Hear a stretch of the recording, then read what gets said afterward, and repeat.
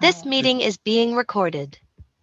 Okay, this is 37th Street Radio and TV, and of course, we are out here hooking up the best of the best interviews. And today we have another guest. So, guest, I'll just hand it over to you. Introduce yourself. Hi, everybody. My name is Elizabeth Mtali, but on the social media, I go with the alias Miss Sassie. That's like my brand name and what I identify myself with currently. Yes. Also, I'm a model. I am a commercial model. Before, I used to be an all-round model, but right now I'm branching out as a commercial model. Yeah, so from your Instagram, I was just able to see that you are a professional model and then makeup artist. So I just want to know what came first.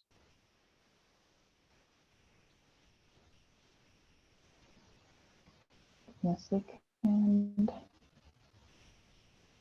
I'm saying like yes, from yes, your from your Instagram, yes, I was able to see that you're a professional model and then makeup artist. So I want to know what came first. What came first is modeling. Actually, I started modeling immediately after high school. And when I ventured into modeling, I was still very young. I didn't really know a lot of things, but I started modeling with an agency. And inside the agency, we were taught so many things. We were not only taught modeling, but they taught us how to model. They taught us how to have a social media presence, how to present ourselves. They also taught us how to do makeup. And that's how I ventured into the art of makeup. And now became my passion. So for commercial fitness model, I want to know, like, what does it really entail? Like, what do you do as a commercial and a fitness model? Okay, when I started as an all-round model, whereby, because modeling is, it has different categories. There's the commercial and there's the commercial modeling, there's the runway modeling, and then there's the beauty pageant modeling. So when I began modeling, I began modeling as a whole. I was doing everything. I was doing the beauty pageants, I was doing the runway shows, and then I was doing commercial modeling. But as I continued doing it for some time, I realized that I'm more drawn towards the commercial modeling more than the other categories of modeling. So commercial modeling is basically, it does not really involve runway or the beauty pageants. It's more on the selling your face. So this is basically doing advertisements, basically being an brand ambassador and marketing such things. And what else? Commercial modeling is okay. I identify as a commercial model and a fitness model, but they are completely separate because you can be a commercial model and not be a fitness model. But for me, fitness is also one of my hobbies. It also became a passion, so I decided to link it together with the commercial modeling. That's why I identify as a commercial model and a fitness model. But basically, in commercial modeling, what you do, or what I personally do, is I go for a lot of auditions. I go for lots and lots of multiple auditions because through auditions is how you're going to be seen by clients or how you're going to be spotted. Of course, there's social media, but there's also there's the on the ground part where you need to physically appear for auditions. Let's say I have some networks throughout my entire modeling years. I have made some networks with some people whereby when they hear of auditions, they call me or they send me a text or they send me a brief and they're like, oh, maybe you can go through this and see if you fit to maybe come for the audition or if you fit the part. So if they send me the brief via WhatsApp and I go through it and I'm like, I can try audition for this role. I can try. Most of them are for advertisements. So I'm like, I can try audition for this role. I can try audition for this one and this one. And then they send you the directions to the auditions and then you show up. So what normally basically happens in the auditions, you'll find there are so many people. There's a lot of competition in commercial modeling, a lot, because unlike the other types of modeling, commercial modeling does not have restrictions or requirements. Because, for example, if you're going to audition for, let's say, the runway, they will say they only want tall people, or they only want skinny people, or they only want this and this, natural hair. There's a lot of restrictions. But for the commercial modeling, anybody can appear, anyone, as long as you fit the brief in the audition, you can appear. So what basically happens, you go to the audition, you register, you're given a role. For example, let's say I'm auditioning for a role of a bride. So before, basically what you do, auditioning, you're auditioning in front of a camera. And then the recorded part is sent to the clients. Then the clients will choose who they feel has fit the role best. So what you normally do, let's say I go to auditions and I'm told the role is for a bride. So you're normally told act, and most of this commercial modeling auditions, they don't involve talking. They just want to see how you react to things like your facial expressions and how you act when you're happy, how you act when you're sad. So most of the time you're told you're a bride and you're excited for your wedding, act like you're overjoyed and you're crying and you're so happy and you're excited. And most of the time, it's something that doesn't even take a lot of time. Probably it takes 2 minutes, 1 minute. They're just small, small rules. So you go there and you audition and you stand in front of a camera. Of course, you have to introduce yourself. You say what you do, you say your hobbies and your interests. And then from there on, they tell you to start. So when you start, you immediately start. It's more of acting, actually. Commercial modeling is more of acting. And you don't talk. You just need to express yourself. If it's happiness, if it's so a role of a bride, you're of course happy. So you express excitement, you express, just you do your thing, and you have to be as natural as possible. Because if it's unnatural, then somebody else might beat you to it. And the competition is normally very, very high. Because in an audition, you may find even 300 people, 200 people auditioning for the same role. So, what happens after the auditions? After you're done auditioning, you go home. So, when you go home, let's say you pass the auditions, they call you. When they call you, they tell you, oh, you auditioned for this and this role. You have qualified, and we want you to now shoot the advert. So basically, yeah, as simple as that, yeah.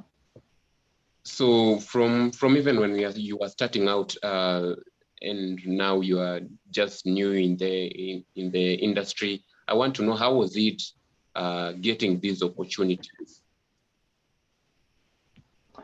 When I was in the industry and starting out, it was okay. Lucky for me, when I started out with an agency. Agencies, they help a lot, though you need to be cautious because some agencies, they exploit people and they take advantage of people. So it depends where you land. If you land on a good agency, it will really, the agency is already connected because you found it there. So it helps you to network and to meet the right people. But when you land in a bad agency, they can exploit you, they take advantage of you, they'll ask you to pay a lot of money. So for me, when I began with a very good agent. Today it still goes by that name because that was a long time ago. It was around 2016. Yes, early 2016. So when I joined the agency, I did not know anything about modeling. I had never modeled before. I was fresh from high school. I just knew that it's something I wanted to try. So when we went there, normally you pay a registration fee, which is very normal because they get people from outside. They're already connected. They have those connections. So they get people from outside to come and train you, to teach you, to coach you. So it did make sense to me to pay the registration fee. Then back then they used to charge 2,000 bob, but it's a one-time payment whereby it's not renewable and you don't have to be paying it. You just pay it once. Then I'm not sure of the if they have changed right now, but back then that's how it was. So I joined the African Hat Fashion Agency. We paid the registration fee. Then from then on, we had the training sessions. We meet once a week, which was every Saturday. So every Saturday we meet and they bring in a trainer.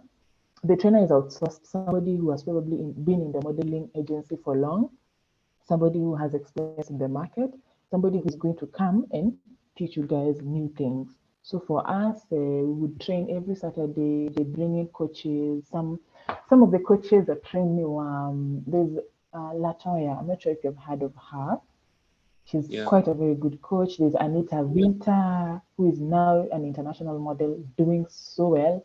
She also coached us, and yeah, it was very nice. So basically, for me, I feel like being in the agency, they already had those networks and they already had those connections. So what they did for us was to nurture us, and then once they see you're now there, they now connect you to those people and connect you to those shows and the likes. Yeah. Even as you are talking about the agencies, I just want you to highlight maybe advantages and the disadvantages of working with these agencies, because there are other models who they have very negative reviews about the agencies that they're dealing with. Advantages and disadvantages of working in an agency.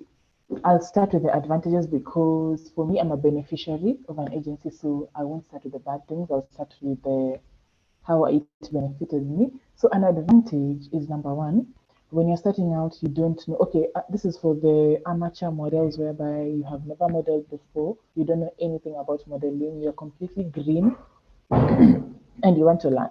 So starting with an agency, it helps you. It gives you that foundation that you lack. It like helps you to. I don't know how I'm gonna say. It helps you to start. It like gives you that platform to start without having to do the research yourself, without having to look for coaches yourself. Because let's say you've never started modeling, you have never modeled before. Where would you even begin starting for a coach, or even via social media? And even if you look for a coach via social media and you tell them, oh, can you coach me one on one? Most of them they overcharge. So you know when an agency outsources a coach for you, already it's the agreement between the agency and the coach. So that way you do not have to even remove like a lot of money. So one of the advantages of an agency, it helps you to start the modeling career in an easier foot. And number two, an agency will scout for jobs for you. That is for the agency that I worked with, the African Heart Fashion Agency. It scouted jobs for us. So what they used to do, they used to look for shows that are doing runways. For example, there's one show that we did, the JW show. So what the manager does, she goes to the people of the JW show and she's like, I have my girls, you can check them out. Can they model in your show? Can they usher in your show? And the likes and the likes. So an agency can help you scout for jobs. Of course, they have to take a percentage depending with your agreement because depending with the agency, some take 20%, depending with your agreement. So an advantage of an agency, they help you to scout for jobs. They know people, they connect you in terms of networks with so many people. You can literally market yourself as a model in an agency. I think those are the advantages that are currently in mind. The disadvantages, if you land in a bad agency, it can exploit you. For example, if you have potential of being, for example, in the commercial modeling, the commercial modeling industry, it has a lot of money, a lot. Actually, compared to the other types of modeling in Kenya right now, not international, in Kenya right now, between the beauty pageants, between the fashion show runway and the commercial modeling has the most money. Actually, if you were to survive on modeling alone, I'd say you'd mostly survive as a commercial modeling. That is, you're not doing anything else. You don't have an 8 to 5. You don't have. You're just doing modeling alone. You will be able to pay your bills with commercial modeling alone. But the other types of modeling, they don't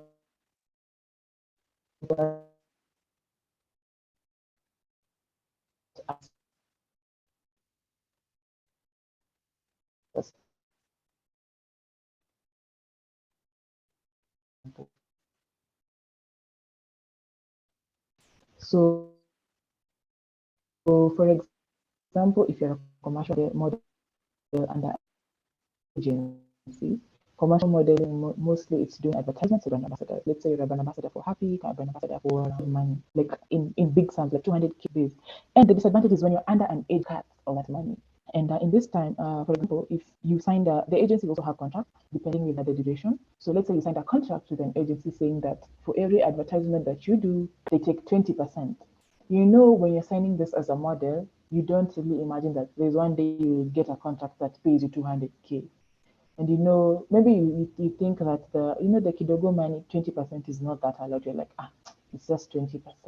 But then one day you land a job paying you millions and you're like, 20% is actually a big amount of money.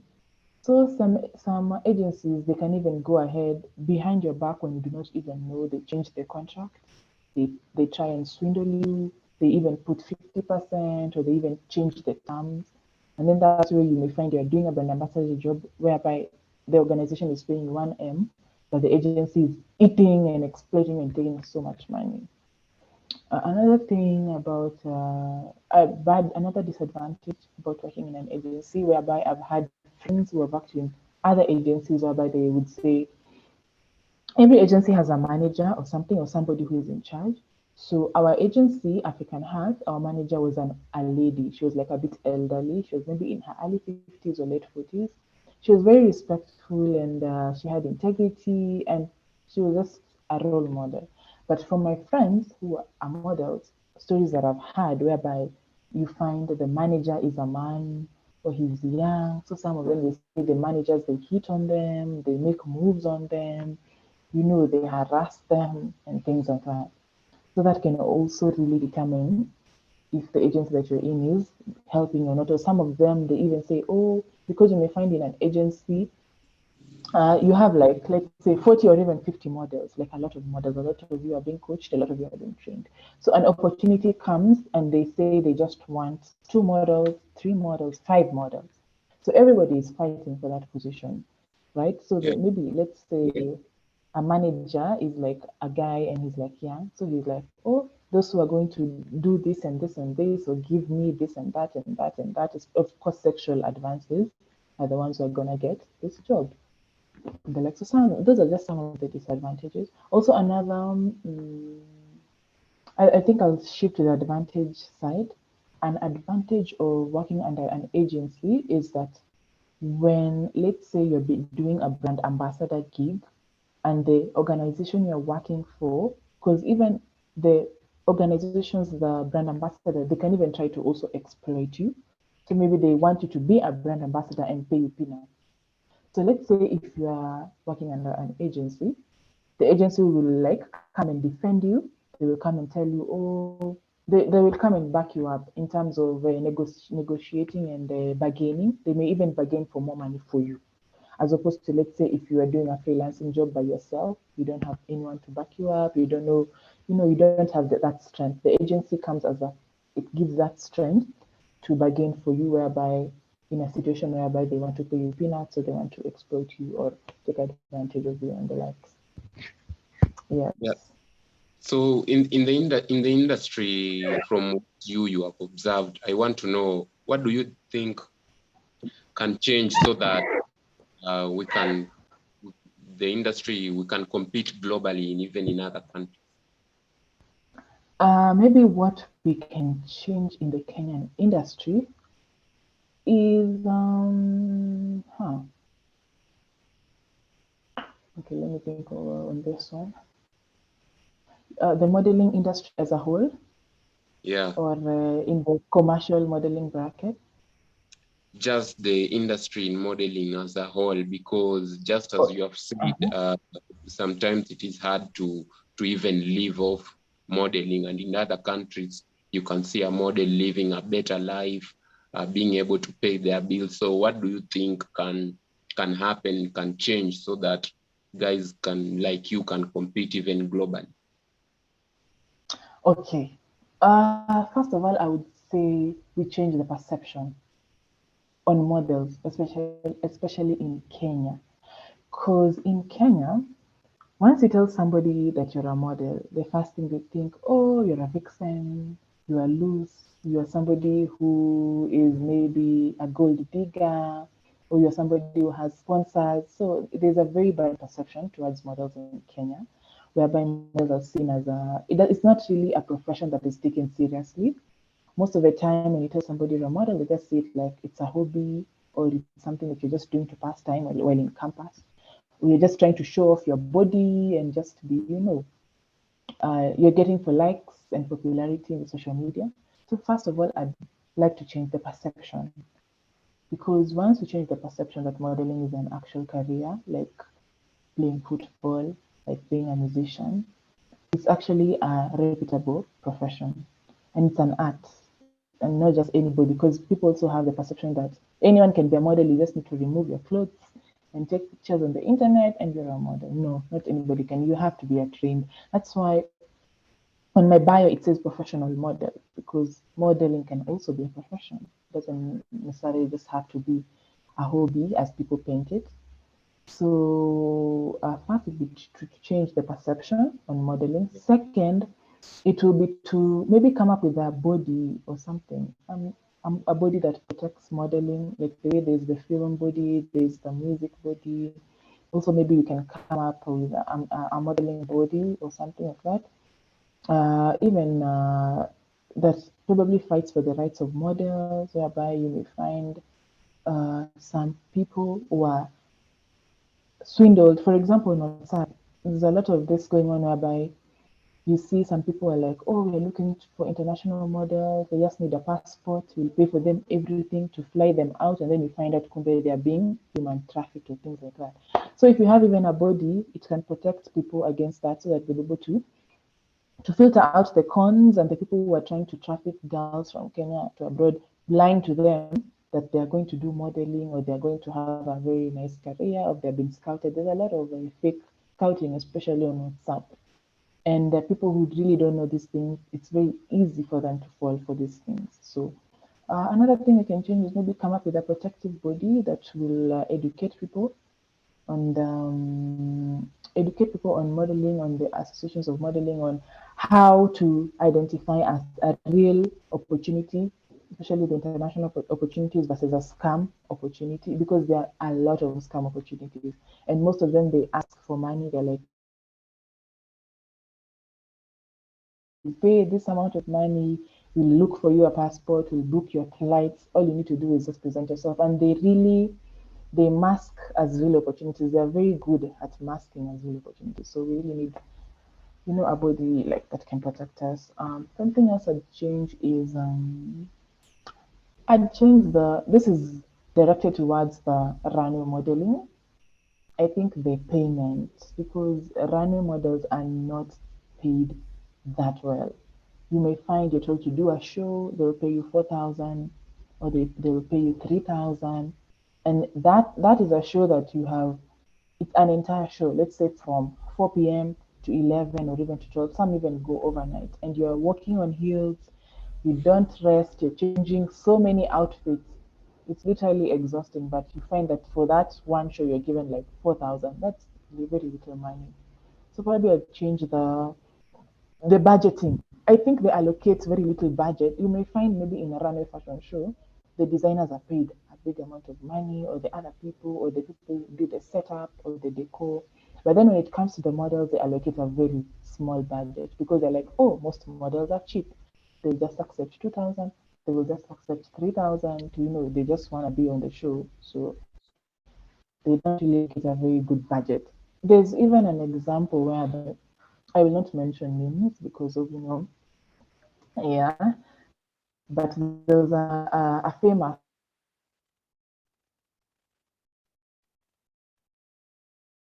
music band in Kenya, a national one. They were looking for models to feature them on their music video. This was like around 2019, 2018. Sorry. And they were like, people were so excited. Everybody was applying. Everybody went for those auditions. I have some of my friends who went. Personally, I did not go for those auditions, but I have some of my friends who went for those auditions. And basically, the band group, they wanted a few models to feature in their music video. And this Yeah. band group is very famous. They're known to be, yeah, they normally use international models. Rarely do they use Kenyan models. Most of the time, they outsource international models. And trust you me, the international models that they outsource, I'm sure they pay them very well. I'm sure they don't pay them peanuts.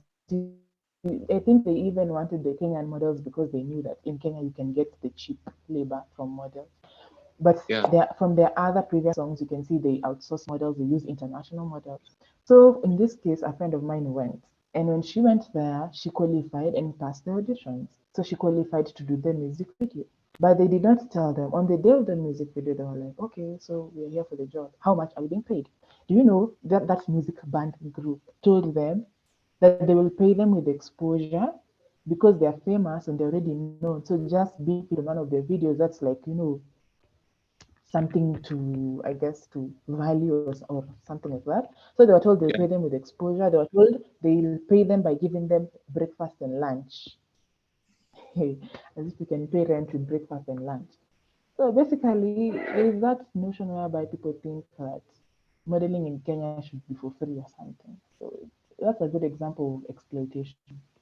Yeah. So even as we are finishing up, I just want you maybe to share an advice for guys who are starting out.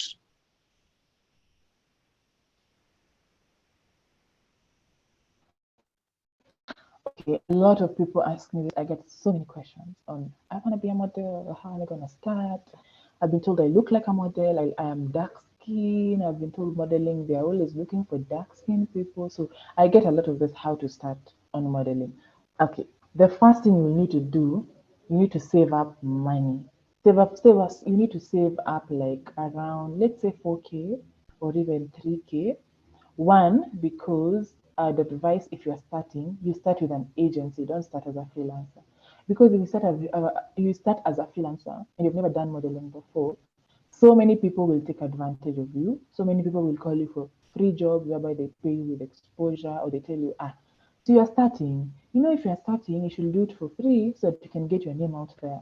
If you're starting, you should do it for free. You'll get a lot of that when you're a freelancer, as opposed to when you're dealing with an agency and the agency is the one that is speaking for you. But don't just go for any agency. Look for a good agency. Look for a good agency, a reputable agency. Probably, I would advocate for an agency that is managed by women, because that will reduce the cases of sexual harassment and the likes.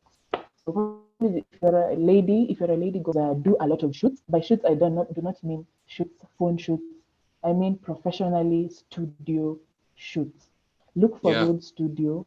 Look for good clothes. Like just simple looks. Don't overdo on the makeup. Don't overdo on the hair. Most of the time, a lot of people, they prefer the natural hair. So if you have nice hair, you can just let down your natural hair, put it in a neutral, do kidogo makeup, just look good and go to a studio and carry like a couple of outfits. You can have 5 outfits, whereby one is a dress, another one is a suit, another one is and then do professional shoots. So yeah. Okay, thank you so much for giving us your time. Thank you too for having me. 7th Street, is it radio and TV? Yeah. Thank you for having me. Welcome.